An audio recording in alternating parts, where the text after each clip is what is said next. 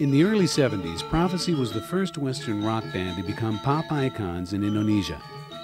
30 years later, they returned to perform their music and renew old friendships. Well, I always talk about this group, yeah. I say they are incredible because I like the idea because they love to stay in Indonesia, and then they try to play for Indonesian Orient, and then also try to combine the Indonesian culture so far with instrument and things like that. And I say, oh, that's something very interesting. I should say thank you to the Prophecy, because Prophecy opened the eyes of the village of Pangosekan. Papaji found this village, you know, showed them everything that he had learned in the Peace Corps. Yeah. And then the band came and played for him, and it was a mind blow. It was really good. Bumps on the highway, yeah. The serenity of bumps on the highway, yeah, yeah. The serenity of bumps on the highway, yeah. The serenity of bumps on the highway, yeah. Back in the garden. Do you believe this? No. Back in the garden. You still remember all the words? Huh? You still remember all the words?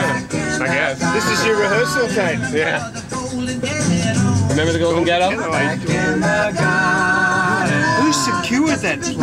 Huh? Who secured the Golden Ghetto for us? I don't know. There was no security. They were tearing the place down, man. Yeah. We slept in there at night, and during the day they were tearing it down.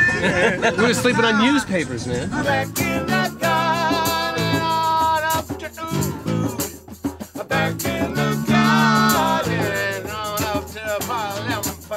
Back in the garden, on up to Pangosekan. Back in the garden, Ubud, Indonesia.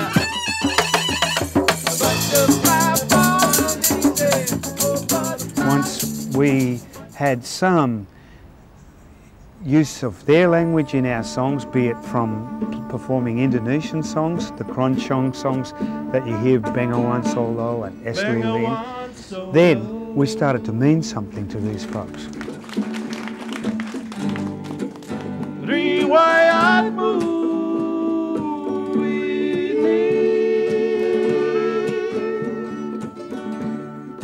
sedari dulu jadi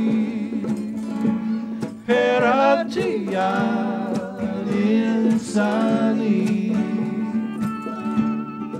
We traveled throughout Indonesia. We were to put mattresses on top of the van, and we went from city to city. We gave the first open-air concert in Taman Ismail Marzuki.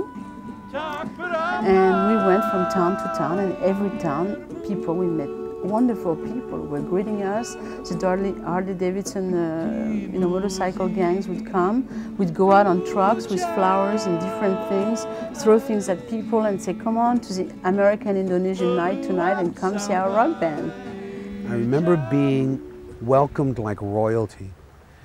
I remember doing something called Jalan Jalan, which is they would put us in a military vehicle, sitting up, a couple military vehicles, sitting up in the backs of the seats, and there being hundreds and hundreds of people behind us, and hundreds of people in front of us, and the roads lined with people, and I just kind of parading through the village, and waving, and people cheering, and doing a concert that night. The generals eventually abandoned you? Or you abandoned the one general, not of his own will. He got arrested and put in prison for supposedly selling gasoline to the communists. So black market. And under Sukarno, that was a heavy trip. They put him in prison, probably executed him. And we got back up to Lembang, and the house had been totally emptied. All of our private belongings and instruments and music gone. Bumps on the highway. 18 months ago, I was in a California penitentiary serving 25 years to life. I was released, sent to a drug rehab. I'm now a resident manager at that drug rehab. My brothers found me, informed me of this reunion. Today, in this space and time, I'm in Bali, Indonesia, with my family. This is awesome. You're awesome. This is a gift from God. I'm just so thrilled to see people whom I thought would be gone from the planet back here, putting together the music that we did 30 years ago and sharing it with the people for whom and of whom we wrote the music. You know we will launch by all the 10 feet.